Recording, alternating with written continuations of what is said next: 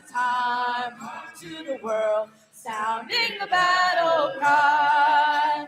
Too long the dark night has been held to fear. The people of the world will drive the darkness away. So what do we do? Live high, ever to go on high. March forward, crossing the sea to the ends of the earth. Heaven and earth, all are made anew. We're blessed by the light of God. Evil and sin, they vanish away. Learn in the holy God. This is the land. This is the land of the heart. And the people living in one land voices sing a joyful song. So what do we do? Live high, and never to go high. March forward, crossing the sea to the ends of the earth. Proud is our heart, bursting with a hope. We are the youth of God. See how we go, moving as one, marching in His command. Our colors shine in the rain, and people embrace the man. We'll shake the heavens and earth with our victory song. So what do we do? Live high, banner and truth on high. March forward, crossing the sea to the ends of the earth. What do we do? Live high, banner and truth on high. March forward, crossing the sea to the ends of the earth. March forward, crossing the sea to the ends of the earth. Good morning once again, everyone just joining us. Good morning. If life were gracious enough.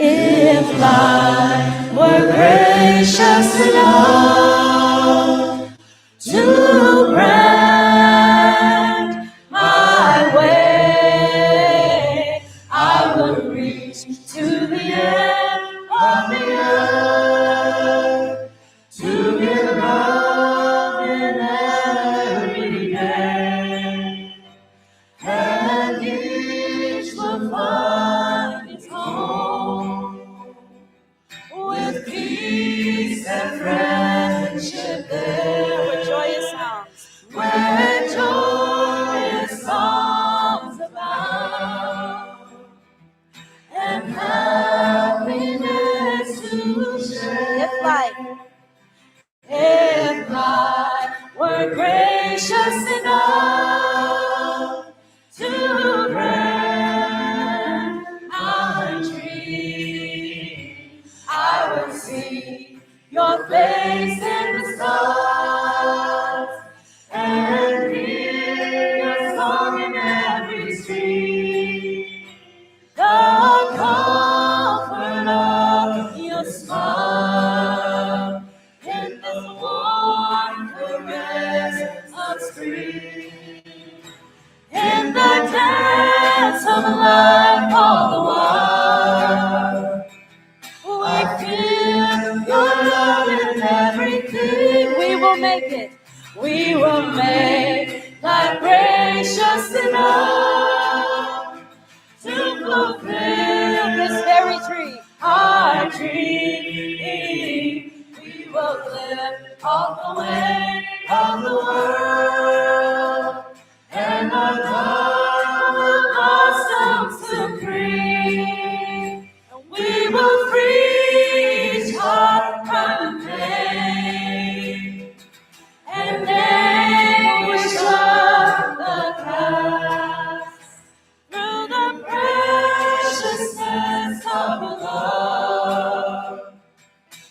joy will reign at last. If life were gracious, if life were gracious enough to grant our way,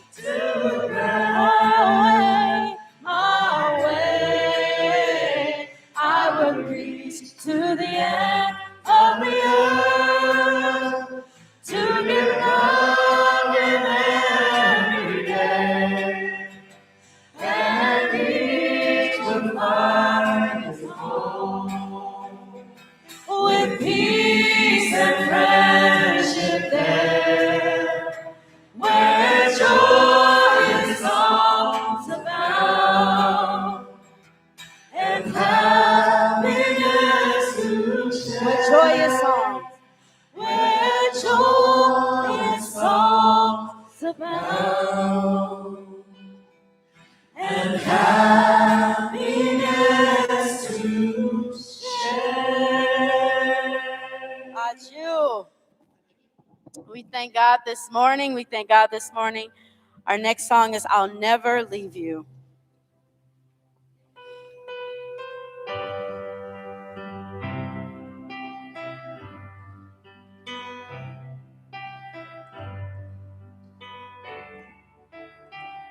I'll never leave. I'll never leave you anymore, for I have found in your bright eyes a river of love, a heart of gold, a peaceful mind, a hand to hold, and what I'll do with this precious gift shall I embrace into myself. Oh no, I can't, I would lose it sure. It must begin if it's to endure.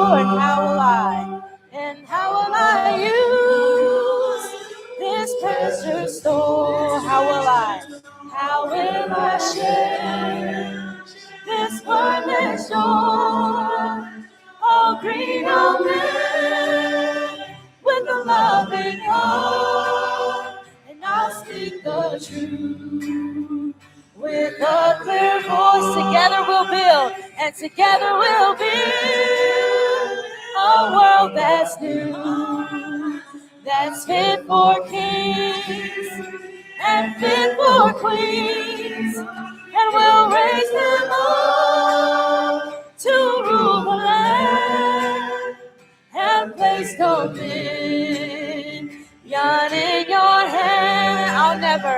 I'll never leave you anymore, for I have found in your bright eyes a river of love and a heart of gold, a peaceful mind, a hand to hold, a peaceful mind, a hand to hold.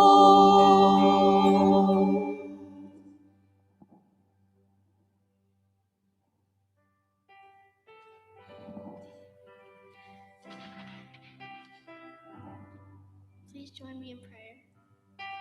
Heavenly Parent, beloved true parents of heaven, earth, and humankind, we are so grateful for this day, and we hope this day will be full with your presence. We thank you for everything you do. I hope you bless every single person in this room. Show them that you're here and that you care for them. I pray that everyone will see the brighter side of things today. I pray that everyone will reflect off the sermon and learn from it.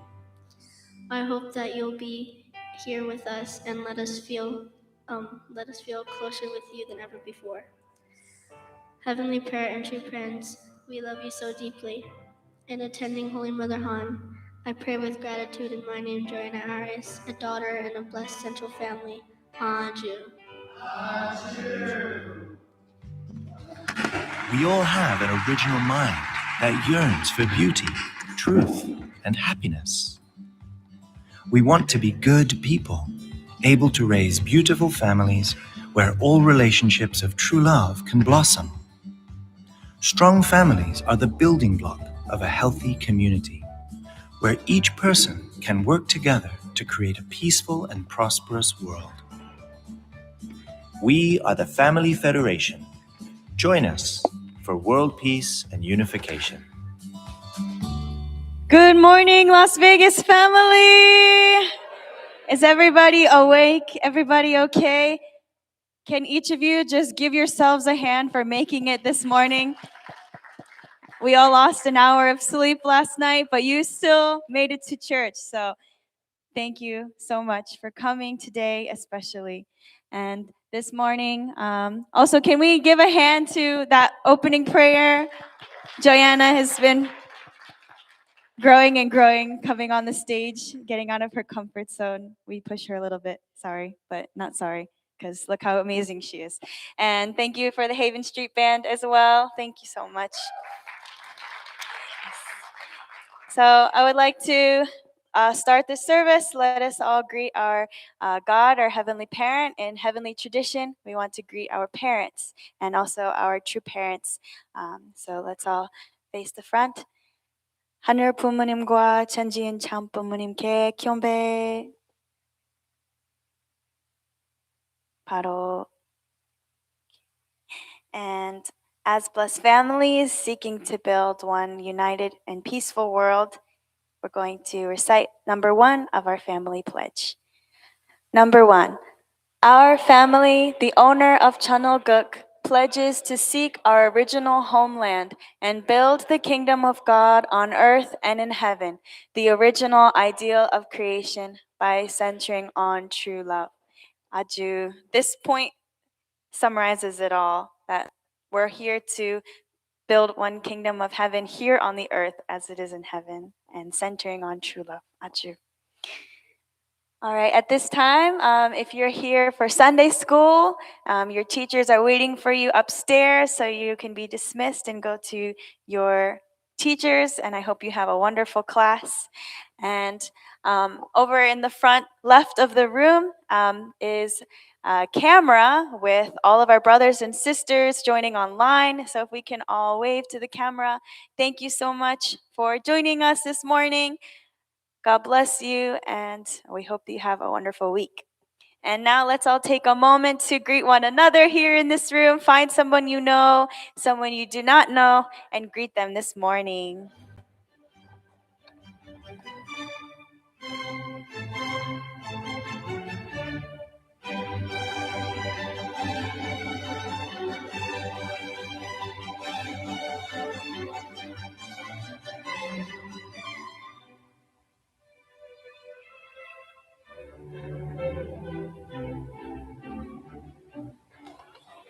Thank you to those joining us online. Right after this, just a few minutes of meet and greet, we'll have our announcements and community update and service, a sermon by our lead pastor, Resfred Arthur.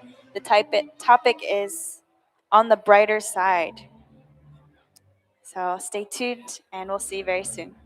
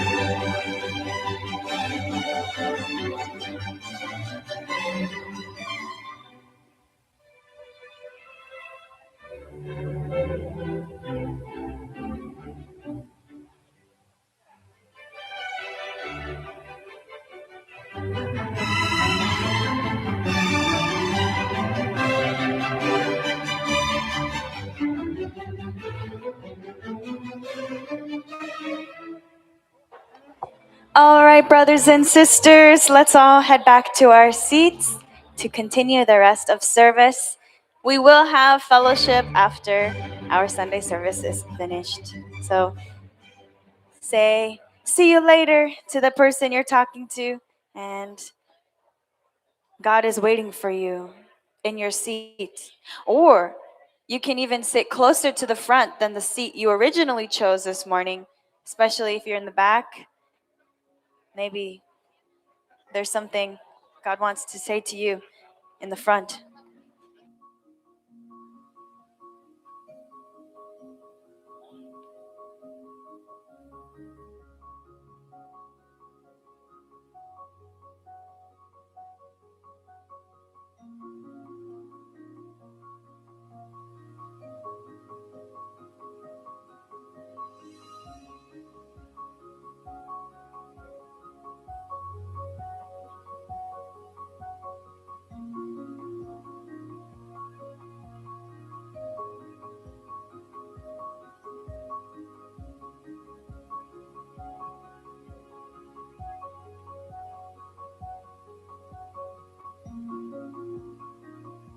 Okay.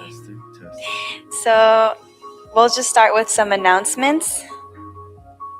If you have your bulletin, you can turn to the left.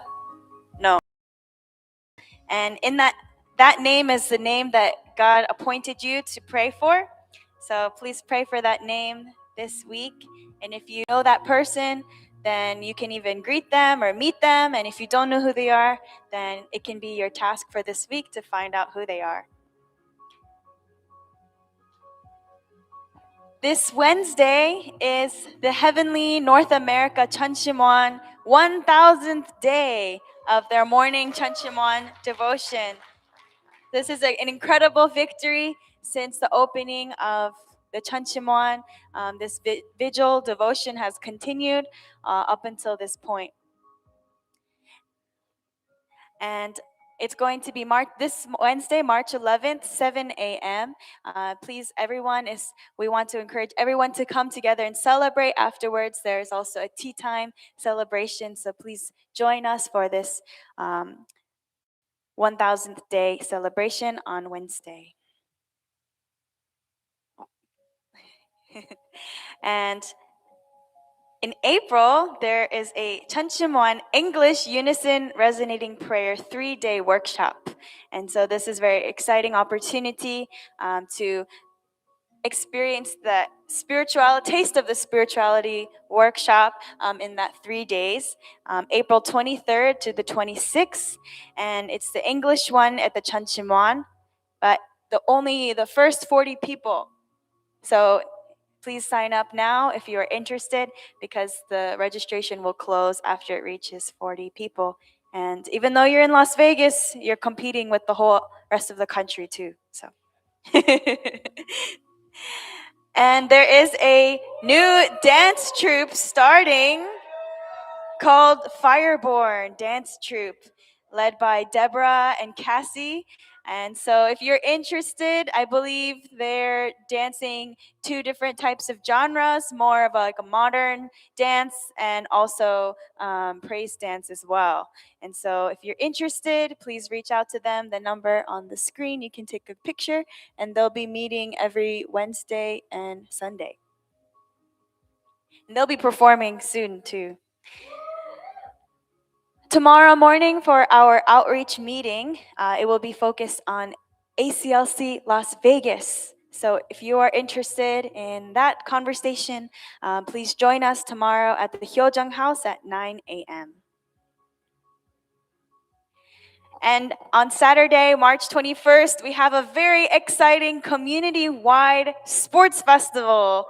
So this is for all of us to join and participate. It's not like a normal sports festival that we usually see in our church, where you prepare and it's like the more classic sports like volleyball or something like that. You have to, train and compete to win. This is supposed to be for everybody, no matter what your skill level is. This is a time for us to come together as one family and enjoy. So the games and sports will all be something that we can all participate in. So please join at 8:30 to 1 o'clock. Let this be a great memory for our families. It'll be at the Desert Bloom Park. And the thief tutoring is still going on every week. So if you are interested, please reach out to Mimi Morris or Heidi Iseda. They're meeting every Sunday downstairs. Is it still downstairs today? Upstairs on the third. Every Friday, we also have our program at 5:30 where we learn about principles of peace. So if you're interested or you know someone who you'd like to share these principles with, please invite them and let Dr. Compton or Mrs. Compton know that you would like to know somebody. Thank you, everyone, for joining us. And with that, we will go into our sermon. And our sermon will be on the topic On the Brighter Side, given by our lead pastor. So let's welcome Pastor Resfred Arthur.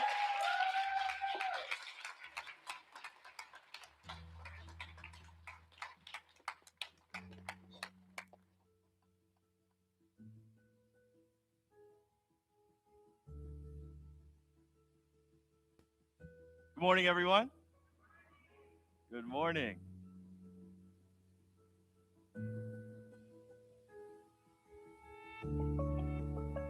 I'm looking for smiles. There are a few of you. Some of you were smiling. Others were curious why I was looking at you. It's good to see you all. It's good to see you all. Today is March 8th, and it's kind of a slightly harder morning in America, or some states in America, right? We lose an hour. In one sense, I like to think of it as we travel into the future. Right? It's something beautiful, something wonderful. And I'm part of a graduate school, HJI, and this is the most confusing time for students because you have students from around the world, and all of a sudden, the class starts and there's almost nobody in the class, just the Americans. And then you have 1 hour later, the international students tuning in. And so it's a very interesting practice. But it's wonderful. It's something we can celebrate. I just found out today is also the International Day of Women. So let's celebrate that together, shall we? Yeah. Thank you, Susanna.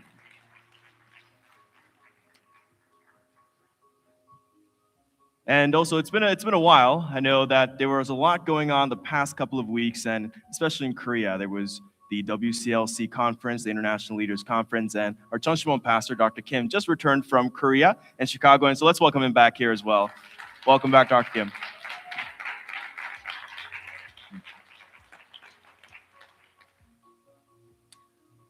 But also, something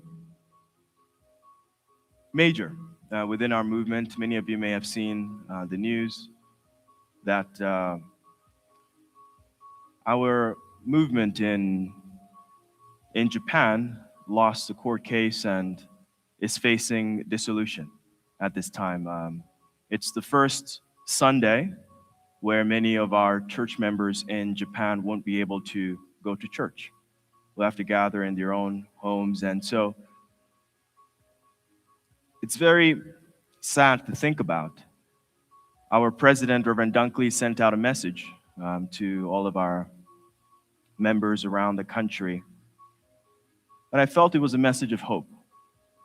And it was a message of appreciation because this time we're able to reflect deeply on the impact and the influence of the Japanese movement for the sake of the world. We said today is International Day of Women, and Japan happens to be the mother nation.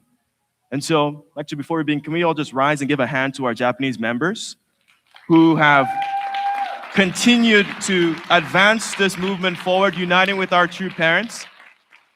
Thank you. You may be seated.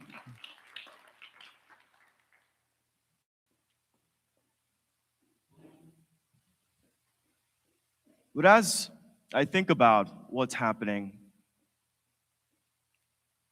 I can't help but also think about how God might be working through this. In many ways, it reminds us that we are not just an organization, we are not an institution. In fact, when we look at the history of Christianity, the major problems in the church started when it became largely institutionalized, right? You had the golden ages, and then all of a sudden, the start of the dark ages began. So, in one sense, this may be a call to the purity of who we are as children of God. And so, let's pray for our movement as a whole, that we can come together to connect to our original essence. Today's message is titled On the Brighter Side. Now, many times I think of the phrase brighter side, and it comes up a little bit trite. Because sometimes this is said in times when you don't want to hear that. Maybe things are not going so well. And the reality is that we all face challenges in one way, shape, or form in our lives.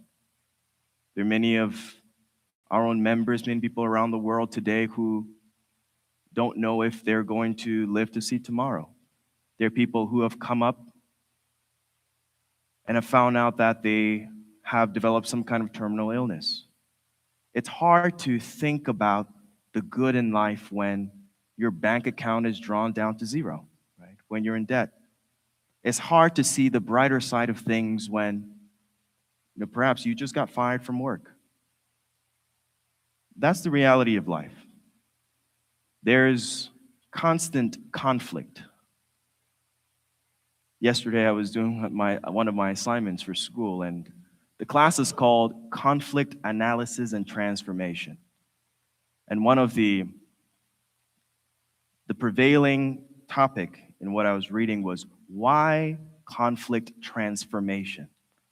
Throughout life, we hear a lot about conflict resolution, right? We hear about bringing conflict, managing conflict, but why transformation? The author made a case where life is filled with conflict. When you go into different regions of the world, the conflict between France and Niger, the conflict between various different countries, many people actually don't like to hear the word conflict resolution because it means that we're going to put an end to the conflict, and especially those who feel oppressed. But rather, it helps us to be able to see things from the perspective of the necessity of conflict in our lives. Because when any form of dissonance, any form of anything that is slightly different, that challenges that, is a form of conflict.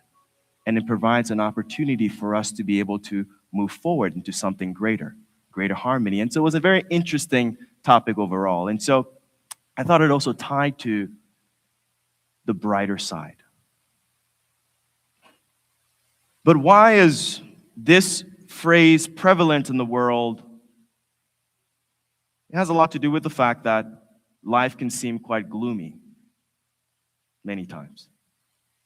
When we read the Bible, it's very gloomy in many places. Yesterday, I was with our youth, and I was teaching them a bit about the Bible. Some of them had never seen a Bible or touched a Bible before, and so we just talked about the Bible. And some of them wondered, why did God cleanse the world on one occasion? Why is it that the good God would bring destruction to certain cities and certain land? It's a good question, right? And this question can be answered in many ways. This question, you can find different angles to answer it based on historical evidence, based on just philosophical queries. But this time I decided to share with them the reality of the world before God had some form of calamity wipe certain parts of the world. And I just told him a story about Lot, Abraham's nephew. Many of you may know the story of Lot and his wife. When we're younger, we hear about his wife turned into a pillar of salt. I still couldn't understand what that meant, a salt. But as you get older, you read the story again, and it's a very, very intense story. This is a story that starts with the separation of Abraham and Lot. They were traveling together, and one day their herd grew so big that they decided to go their separate ways because their herdsmen were fighting with each other. Lot chose the area where there was water, green pastures, and Abraham went the other way. One day, God came to Abraham and he said that he has plans to destroy the city of Sodom and Gomorrah. And Abraham pleaded with God. He said, "Is it not unjust to kill the righteous with the unrighteous?"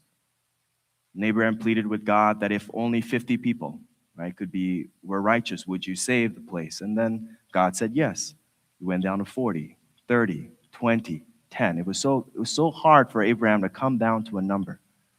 The reality was the city was not filled with righteousness. But what does that mean, that the place was unrighteous? And we hear the story continue, starting with two angels walking into the city of Sodom. These angels walk through the gates, and Lot sees these two angels. And Lot welcomes the angels to his house. The angels refused at first, but Lot insisted. They were intending to sleep at the town square. But Lot insisted. Back in the day, it was tradition to take care of travelers. Because if travelers were left out, they're exposed to the element, you can die. And so it was very honorable to take care of travelers. So Lot brings them into the house. He washes their feet. He gives them food and a place to rest. But what happens when night falls? Lot hears knocking on his door. He goes to the door and he says, all the men of the city had gathered, and they were demanding that Lot brings out those two men who came by in the day. You read very clearly, they were intending to rape these men. It's kind of a very obscure thing in the Bible. And in the day, honor was more important than your life. And it was very dishonorable to house guests and something bad happened to them. So Lot pleaded with them to turn a blind eye to this and to go away. So much so that he even offered his own daughters. But they said no. They wanted those two men. And so Lot wouldn't let them, so they pressed them against the door. The angels grabbed his hand, brought him back in, and they told him why they were here. That they were here to put an end to this city of unrighteousness. So when we read that story, it's very grim. But also it tells us the tale of a city, an atmosphere where many of us probably would not want to live in. It seems like a very desolate land, desolate place. And this is just one example of the wickedness of the earth. So, in one sense, it puts into perspective the happenings of the Bible. I don't think there's any justification, but it puts things into perspective. But when you read those stories, sometimes it's hard to see good. Life is filled with so much that is evil. Yesterday, I was exercising in the morning. I was playing basketball, and then someone scratched my nose. And I just started bleeding. I put concealer on so you don't see it. Actually, I bought this concealer for the first time during my blessing a couple years ago. I never used it since, and so I'm glad I still found it. Yeah, I got scratched, and then it's painful. It's not something that I'm a fan of, but you focus on that pain. Something happens to your body, and you just focus right there, right? Typically, many of us don't celebrate our health until something goes wrong. And this is an evolutionary trait. It's called the negativity bias, right? The reason is because in life, focusing on the negative got you to survive. It's normal. It's natural. Because think of the time where the cavemen or humans long time ago, hearing the rustling of the bushes and thinking it was the wind didn't get you so far. But being more precautionary got you to survive. It's an evolutionary bias. So we focus on the problems. We want to make things better. However, this mindset of focusing on what's negative doesn't bring true joy to us. It seems almost unnatural, but this is the reason why Father, Mother tells us all the time to focus on gratitude. Because humans have the natural tendency to focus on what's not so great. And there's a very beautiful story in the Bible illustrating how things that we see as not so good can be a blessing, and how God can work through that. And the most probably prevalent example of it is the story of Joseph. When we read the story of Joseph, it's very simple. Joseph is the son of Rachel. Rachel is Jacob's favorite wife. But Joseph is the 12th born son, 11th. So what happens is that Jacob loves Joseph more than his brothers, right? And he makes it very obvious. He gives him a beautiful robe of many colors. And so his brothers hate him. His brothers hate him because we're older. Why does our father like Joseph? But we understand it, right? I think many of us can understand just feeling lack of love. But Joseph's brother went to the extreme where a solution suggested was to kill Joseph. But instead, on one account, Reuben, another account, Judah, decides to preserve the life of his brother and say, Reuben says, why don't we just put him in a pit? That later Reuben will come and save him. And then later Judah says, instead of killing him, why don't we sell Joseph to the passing Ishmaelites? So the story continues that Joseph is sold and he's taken to Egypt. And he's put inside the house of the chief of the guards, right, Potiphar. Now Joseph serves there as a servant, but because God's grace is with him, everything he does is abundant. When he cares for the flock, they multiply. Everything he does is good, is blessed. So Potiphar loves him, but Potiphar's wife likes Joseph. She falls in love with Joseph. There's a time when she tries to kind of push herself onto Joseph, but Joseph runs away. So she grabs onto Joseph's clothes and then uses to accuse Joseph of having forced himself onto her. So what happens? Potiphar comes home. His wife tells him that what Joseph had done, or what she said Joseph had done. And Joseph is put into prison for years. At least 2 years, according to the Bible. And he's not sure why he's there. His saving grace comes when the king had sent a cupbearer, and the king has sent a baker to the prison. And then he interprets both of their dreams, and the dreams become true, and the king finds out, wait a minute, there's a great guy in the prison who can translate dreams, because the king had a dream, he wanted to translate it, right, interpret it. And so the story is basically of how a young boy gets sold away by his brothers, who originally had the intent of killing him, to being recognized by the king and made second in command in all of Egypt. And as a result of the interpretation, Joseph tells him there'll be 7 years of plenty and then 7 years of famine. Joseph is put in charge of taking care of all the crops, making sure there's enough food for when the famine comes. And Joseph makes the kingdom abundant because there's plenty in the store, plenty to look after. And they sell the food. And through that, one day in the years when there was famine, his own brothers come for food. They come in to buy. They don't recognize who Joseph is. And long story short, Joseph has all of them move to Egypt so he could take care of them. But the brothers were still worried that Joseph had not forgiven them. And so one day, when Jacob died, Jacob, the father of Joseph, they embalmed him for 40 days.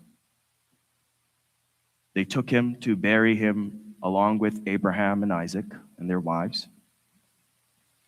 And after burying Jacob, the brothers went to Joseph and they asked for forgiveness.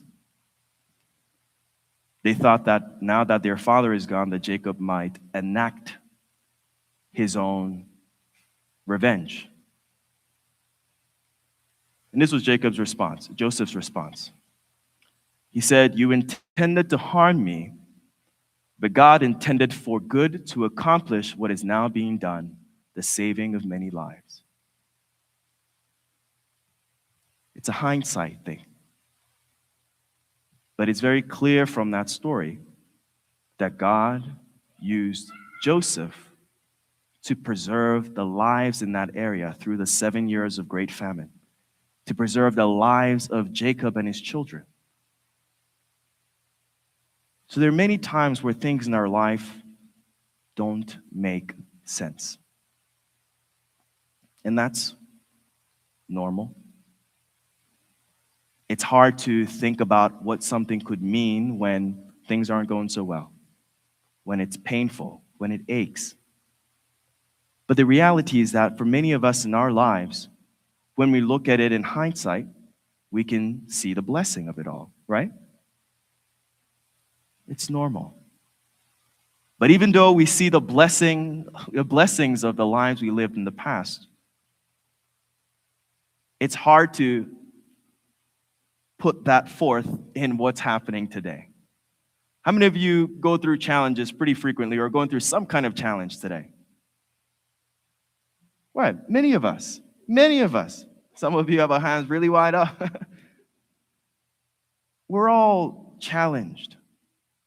We're all struggling.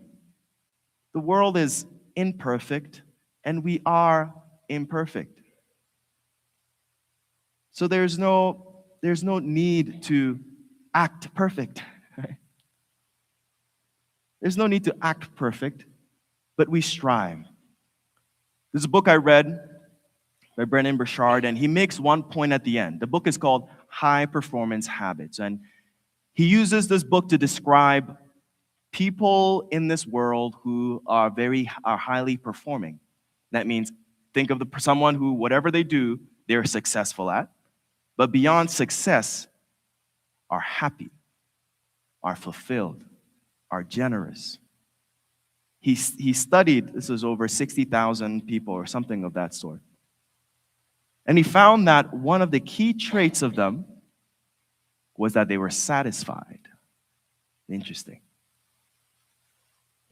right? He shares an account of, there's one day where he had to go up to the stage and give a speech, but before he was going up to the stage, there was a rock star on the stage who's very passionate, and his main point was, never be satisfied, always strive for more, be hungry. And then Brendan is on the side, just a bit perturbed, because the first slide on his presentation is be satisfied. So he's out there thinking, wait, okay. He doesn't want to make this person feel bad, but he wants to get this point across. And I think many of us can relate to what the rock star talked about. Actually, it's very popular in pop culture, just contemporary culture. Never be satisfied, right? It sounds great. You're grinding. Recently, I went to, not recently, but actually recently, I went to New York City. And I used to live in New York for 10 years, or a little more than that. But when I went back into New York City and I was in the subway, it brought back this feeling I used to have. Because in New York City, it's not like people are sitting in the subway smiling all the time, right? Like every people have got their heads down, maybe they're on their phone. Many times they're trying to catch some sleep.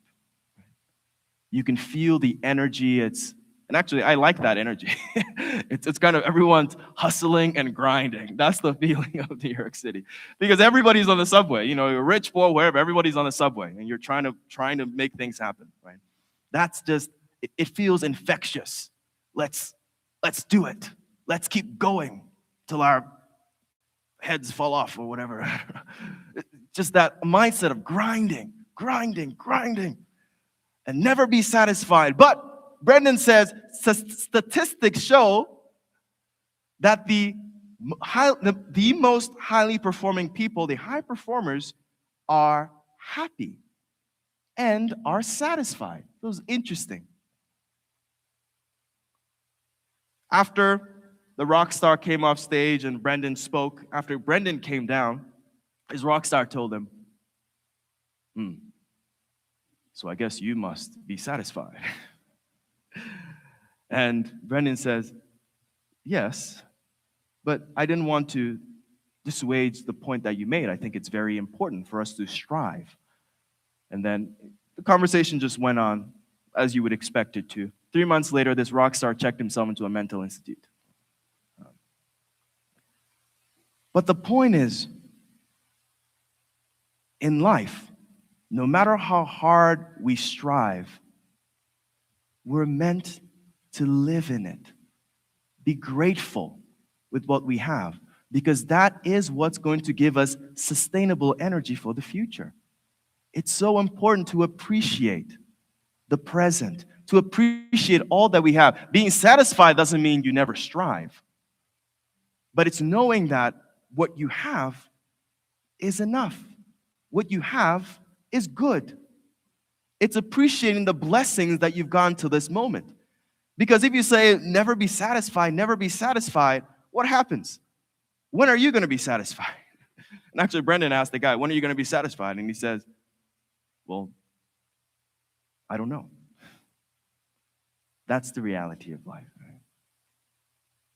We have to be grateful. And when we're joyful, it brings greater blessings into our life. And there's a manifestation of that physiologically. Anyone ever heard of, if you're not feeling so happy, try to smile? Right? It doesn't sound great when someone tells you that when you're unhappy. But it works. It works. All the time, every time. There are many times where I'm just stressed out of my mind, right? And like even before I come up on stage many times, I'm just thinking of a number of different things. But then you just try to smile and it just changes everything. Physiologically, it gives you energy. It just makes you happier. It's so interesting. So it's almost as if when we try to bring something positive into the moment, we become positive. There are many people who walk around with a little bracelet that says, bring the joy. Bring the joy. That means wherever you go, you are the agent of joy. Because how many times are we all waiting for someone to just come and make us happy? Right? We enter into a meeting room, we enter into whatever setting it is, and we just go there with what we just went through. But how different would it be if we intentionally try to bring in joy? It changes everybody's spirit, right? I think many of us know someone who is very jolly and joyful all the time. They're smiling all the time. And I know a number of you who are here just like that. It's infectious. And so I'd like to read some words from the Chonsung Young father. He says, God's greatest blessing do not come in beautiful packaging. They come disguised as profound hardships and trials. Those who look only at the outward appearance will complain, become discouraged, and run away. But those who endure with absolute faith and gratitude will unwrap the hardship and discover the tremendous blessing God has hidden inside. He continues on to say, if you view your path of suffering as a curse, it will destroy you. But if you digest your suffering with a heart of gratitude, it becomes the ultimate fertilizer for your soul. The deeper your sorrow, the higher your capacity for joy will be. It's amazing how our challenges in life bring us forward to be able to serve in greater capacities. Sometimes I watch prisoner ministry. And this is a ministry where people who have been to prison before, typically, a number of them become pastors, and they go back to prison. And it will surprise you how many prisoners gather for those meetings. I met one of our newer members, and he told me that while he was in prison, he read through the Bible over 7 times, front to back. Prison ministry. And when you see how this former inmate, now a minister, ministers, there's so much passion. There's so much strength that comes from it. So different than if I went, or if many of us went to the prison, that we couldn't have that impact. The reason is because this person is speaking from a place of understanding. This person understands what it took to get there, and also what it took for their spirits and their hearts to be saved, right? And they do it like someone else couldn't. They turned what was a challenge in their life into a blessing for others. When I was younger, I've been involved in youth ministry for some time now. And I remember many times you'll have testimonies. And I'd hear a testimony of some other member of the church to the young people, and they would share stories about how they used to have a serious drug issue or relationship issue or alcohol issue, whatever it is. And then they found God through that. And that they're determined to live a life that's centered on the heart of our God, Heavenly Parent. And I remember listening to all those testimonies, I was like, wow, this is amazing. And now, mind you, I'm listening from the perspective of a staff member too, not a participant just listening. But then, to be honest with you, many times I felt jealous because I didn't have that experience to pull from. Does that make sense? I felt that gave them this fuel and power. It was so interesting how you think, and I was much, much younger back then. But it's true.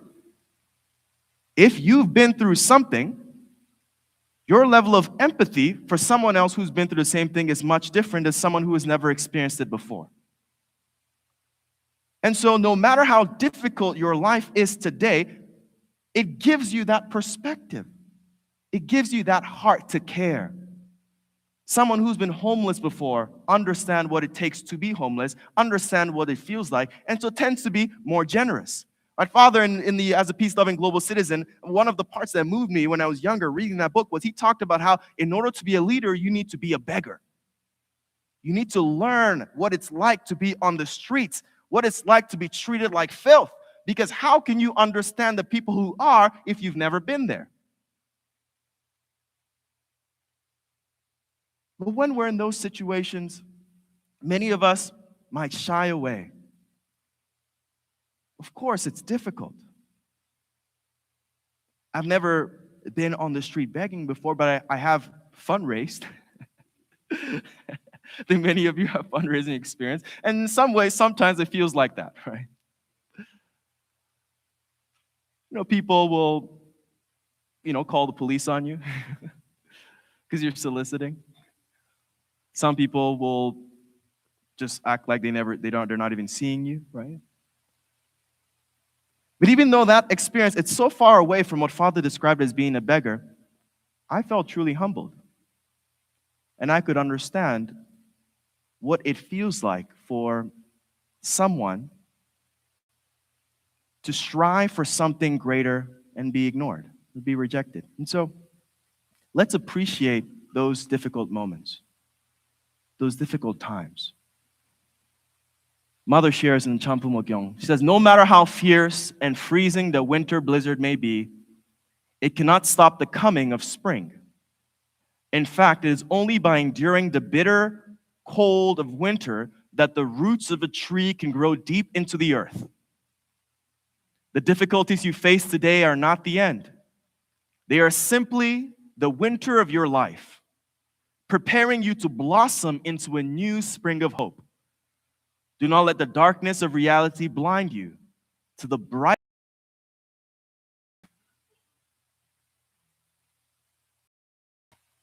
Sometimes, when darkness comes upon us, we feel defeated. And many times we can stay defeated. But almost all the time, it's just a season of our life. We're meant to learn from that. We're meant to grow. And Donald Trump, I think, when this was probably in 2016, when he made the comment of a loan of $1 million, many people made fun of that, right? Why did people make fun of a loan of $1 million? Because they just felt that it was just a bit out of touch, right? Many people would benefit from a loan of $1 million. If you're in that world, you understand that that's not as much to do what you want to do. But it's the reason why it can feel a bit disconnected is because some people might feel that he might not understand the common struggle of the people, right? And that's the reason why you have other candidates who also gain prominence overall. The reality is that it's much easier when we experience life and can empathize with the people who have gone through similar things that we have as well. So let's look on the brighter side. In Philippians 4:8, it says, this is Paul, it says, finally, brothers and sisters, whatever is true, whatever is noble, whatever is right, whatever is pure, whatever is lovely, whatever is admirable, if anything is excellent or praiseworthy, think about such things. And he's not writing this letter from the comfort of his home. He's writing this from his holding cell. He's writing this from a place before he gets killed. This is what he says. And he could have shared his struggle. He could have shared his pain. He could have shared how unjust it is for him to be in this cell, where all he did was preach the gospel to the people. But he says, whatever is pure, whatever is lovely, whatever is admirable, if anything is excellent or praiseworthy, think about such things. Let's fill our minds with goodness. Let's fill our minds with what is positive. Let's fill our minds with the essence of God's work. Because God is working through each and every one of us. And the most moving stories in the Bible are not stories that happen very simply. God told Abraham, I'll make a nation, I'll make great nation of you. Your descendants will be blessed, and all who come in contact with your descendants will be blessed. But he didn't have a child. His own wife was barren, Sarah. But out of a barren woman came Isaac. Out of the story of a barren woman came this great nation. It's not just one nation. Abraham is the father of Judaism, Christianity, and Islam. Islam and Christianity are the biggest religions in the world. When we think of the story of Joseph, this is a story of recognizing that God is working through us. But even more than that, we think of the greatest sacrifice in the Bible. An ordinary man would look at the cross of Jesus and think about the victory that Satan had over humanity. And think about the victory of man. But it's that very suffering, that moment, that transformed this world. That suffering was turned into the shouldering of indemnity of this world for the sake of each and every one of us, so we could all have life. And each and every one of us in our daily lives, we carry a cross with us in some way, shape, or form. It could be as simple as going out on a jog and spraining your ankle. It could be as devastating as hearing that your loved one just contracted some kind of illness. These are all crosses we bear. Sometimes you can think of it as a curse, and many times it can feel that way. But let us think about the story that God wants to say through each and every one of us. Let us think about how that story, how these circumstances are shaping us for something greater, not just in our lives, but in the lives of others. In 2 Corinthians 4:17, it reads, "For this light momentary affliction is preparing for us an eternal weight of glory beyond all comparison, as we look not to the things that are seen, but to the things that are unseen. For the things that are seen are transient, but the things that are unseen are eternal." And when I read this, it gives me so much peace. In the third temptation, when the devil came to Jesus, he asked Jesus to bow down to him, that he'll give him all the things of the world. And Satan wasn't lying. Satan did, in fact, own all the things of the world. But what did Jesus say?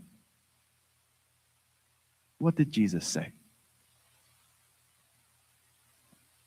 For what shall it profit a man to gain the whole world, but to lose his soul? Let us remember why we're here. Why we're here in this world. Many times we can see an affliction and think it's the end of the world. Many times we can see something bad happen and we can think it's the end of our world. But this world is not the end. There is something greater on the other side of life. And it's even hard to say on the other side, because this is the side of life that it's around us, with us.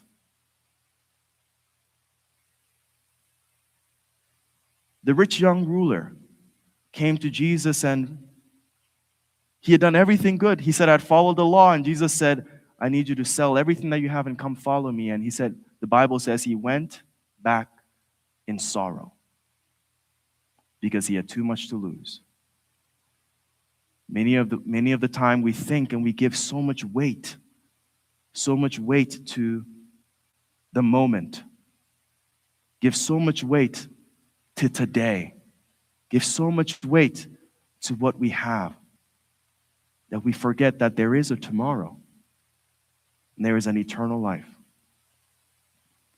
It says, "For the things that are seen are transient, but the things that are unseen are eternal." So let us live a life that we can be proud of eternally. Let us live each moment with intention. Let us live each moment thinking of the blessings that we can bring forth to other people around us.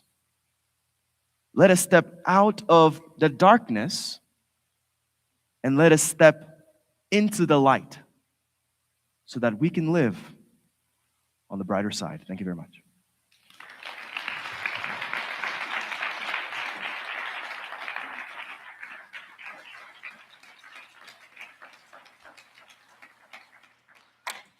Thank you so much, Pastor Resfred, for your sermon. It was truly the right words for this time, and I really felt God speaking to me and even to the situation that we're going through now, and also the people, some people even in my life too. So thank you so much for your message. Can we give him another hand?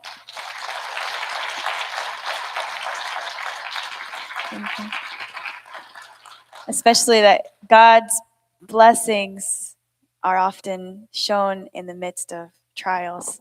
So thank you so much. In this time, let's take 1 minute to reflect to ourselves in our own prayer time and on what God spoke to us in this message.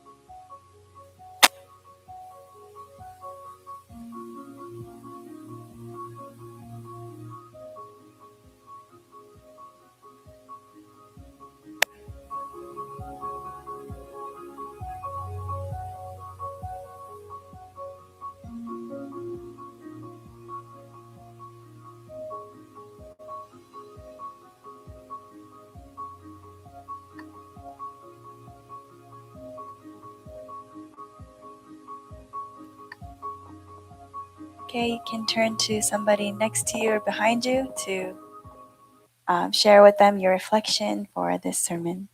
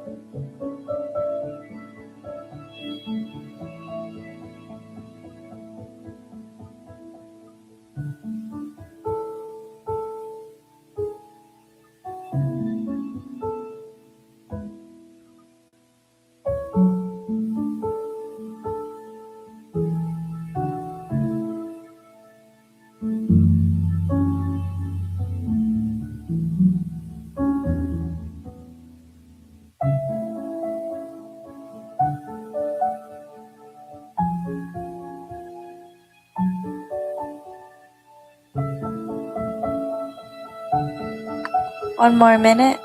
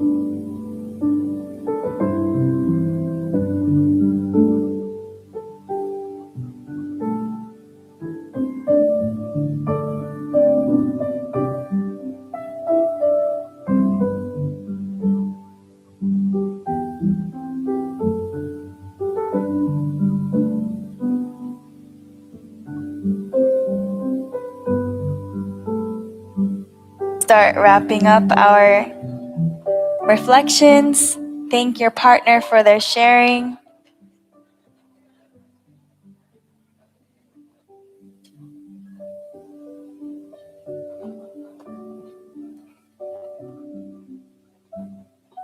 Thank you.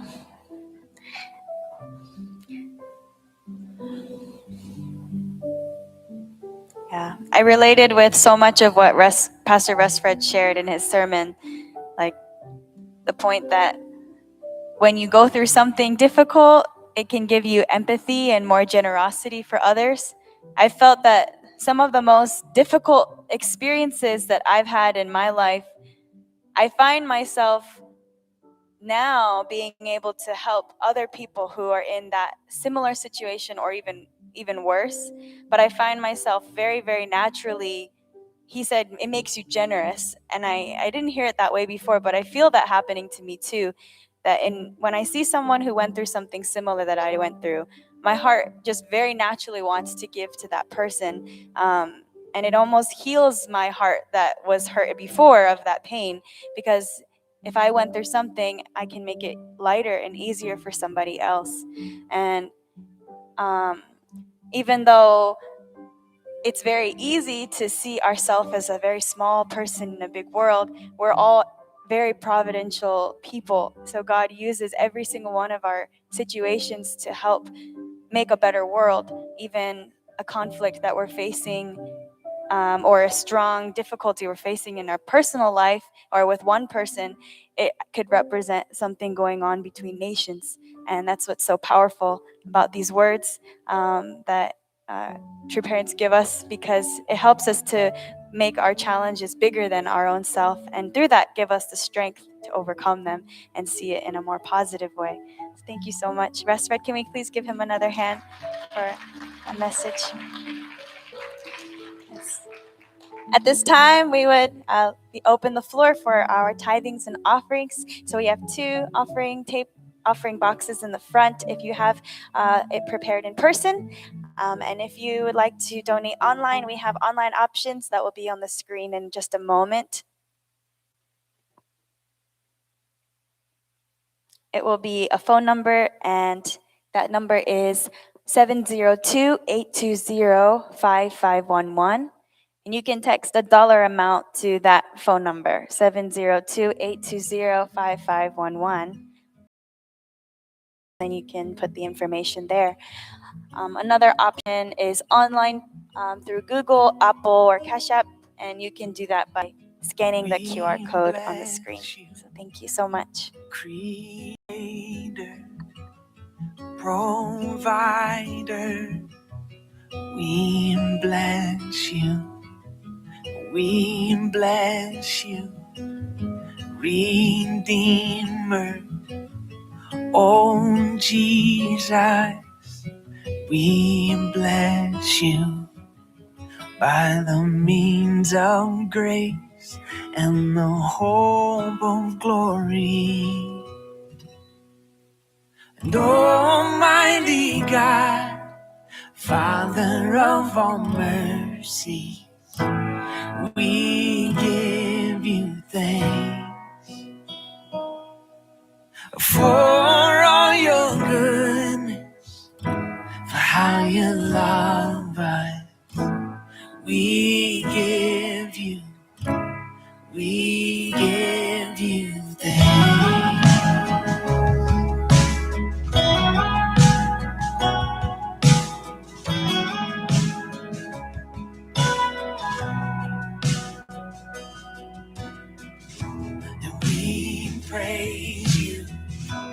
Creator, provider, we praise you. We praise you. Please join me for a prayer. Dear Heavenly Parents and true parents, thank you for all the precious moments that you have given us today and every single day. We pray that we could bring you joy to our Holy Mother Han and to you, Heavenly Parent, true parents. We truly want to think about the positive and what we can do to help our brothers and sisters in Japan, to help what we can do to unite with our Heavenly Parent, true parents, and with our Holy Mother Han. We pray that we can fill our minds with positivity and with your love, God. Thank you every single day for always thinking about us, for always truly loving us with your with all of your heart. No matter what we go through, thank you for always being there for us.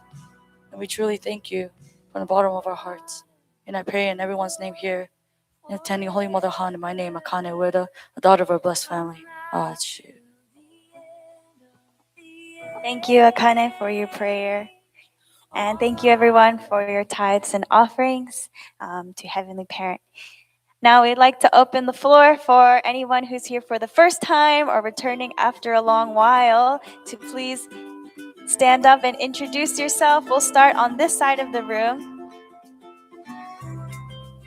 We have somebody in the... You have someone here? Okay, so we're going to start in the front left of the room. So please introduce yourself. You can share your name, where you're from, and why you're here in Las Vegas. Hello. Hello, I'm Fuki. I'm from Japan. I'm dancing ballet. Thank you. Thank you. Over here in the back left of the room. Hello, my name is Stephen Delaurier. This is my wife Yoshiko. We're here for a week visiting. Thank you so much, Mr. Stephen. Oh yes, we are here since 2012. I'm just 1 year, but my husband 10 years living here. So we miss you, everybody's, and then we are very happy. Pastor Arthur was a great sermon today. I'm very happy to hear. Thank you very much. Thank you very much for coming. Anyone else on this side of the room? Yes. Hi, my name is Akito, and I originally from Japan, but I came from Washington State. And yes, to support my cousin who does gymnastics, I came here to root for them, Japanese team. And yes, thank you. Thank you so much. Welcome. Anybody on this side of the room? Or anyone in the back? No? Anyone in the back? Okay, this side of the room. Anyone here to introduce yourself? Please stand. Don't be shy. I see people turning around. Is there anyone? Oh, up here in the front. Hello, I'm Andy Wise and Salon's wife from San Diego. We were just here a few weeks ago, but we come regularly because my sister lives close by. But I'm grateful, and we're attending it as guests and brothers and sisters. Thank you. Thank you so much for joining us. Thank you. Anybody else? Thank you, everyone. So, one more person, please. Sorry, in the back right of the room. Hi, everyone. My name is Mark. I just wanted to take a moment to say that despite all the things that may be going on around the world, I just wanted to take time to say that I love everyone in this room. I love everyone in this community. And that no matter what happens in the world, they can't take away the fighting spirit. They can't take away the things that we believe in. They may take away buildings, but the last time I checked, wise men once said, prayer is not an institution. It's what you do when you come to meet God and true parents. Wow, thank you so much. Aju, thank you for sharing that. Thank you, everyone, for joining us here at Las Vegas Family Church. Welcome home, and we'll see you next week. So please, let's all rise together for our closing song by Haven Street Band.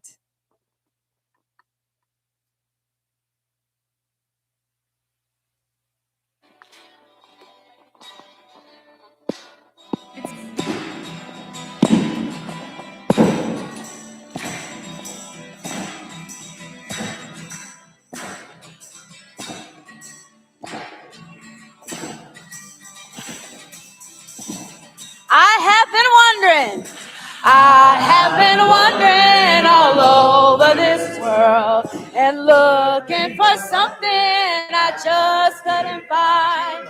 It seems like I'm moving in search of myself. So where will I find my peace of mind? All the lands that I love, all the seas that I've sailed, miles and years of my need. It's been such a lonely trail. Finally a welcome, finally a welcome, felt deep in my soul. So I know I'll find it in the city of gold. People so friendly, I know I will meet. My heart's torn open, please take it for keeps. All the lands that I love, all the seas that I've sailed, can't compare to you now. My heart is in your hand. And our love's creating a world. Our love's creating a world full of hope. Faces are glowing in the fresh morning sun. Children are dancing, all races are one. Father is laughing, our new life's begun. All big voices, all the lands that I love, all the seas that I sail are fulfilled in this moment. Oh, we've come home, come home. We love you, everybody. Welcome here. Make sure you come and visit us next week. All the lands that I love, all the seas that I sail, are fulfilled in this moment. We come home to your love, to your love.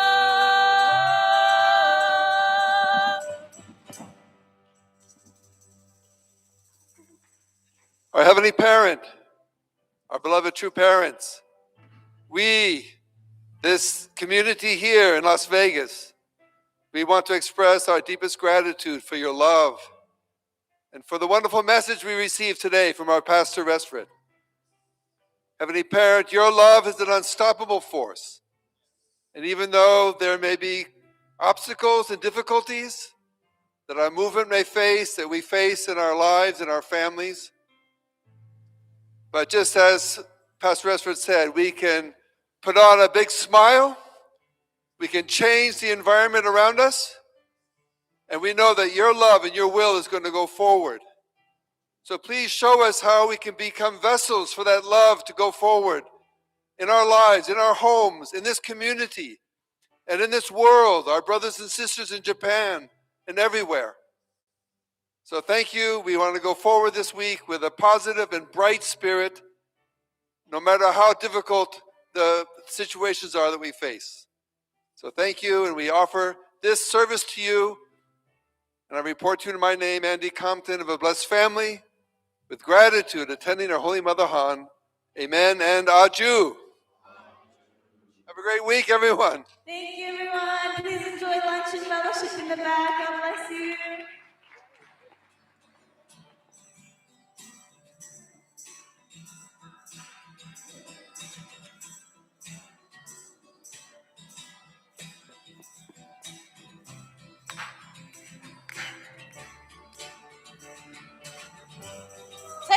Jeffrey. Have been wandering all over this world. We're looking for something I just couldn't find. Seems like I'm moving in search of myself. Where will I find my peace of mind? All the